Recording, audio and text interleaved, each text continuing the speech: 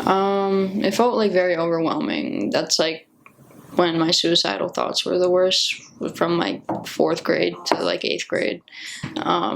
Just because of how bad the dysphoria was, I felt like I don't even know how I felt. I felt I don't like a creature or something. Like I wasn't. I don't know. I just didn't. I hated my body basically. That's all it was.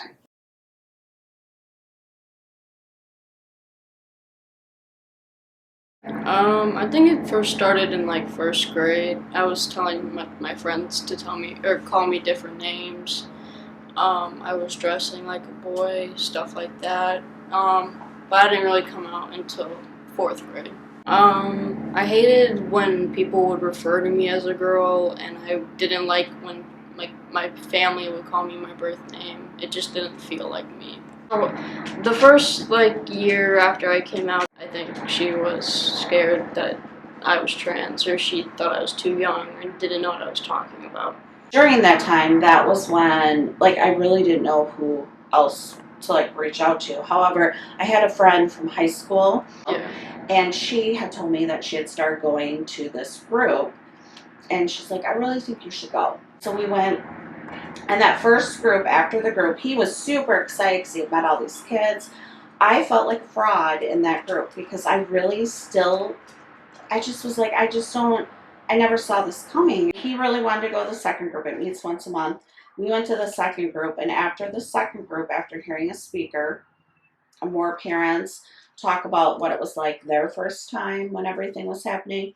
And then a social worker there had said, like, it's such a small percentage of kids that will all of a sudden say they're not transgender or gender fluid. It's a very, very minute percentage. And after I heard that, I was like, I just need to accept him for who he is.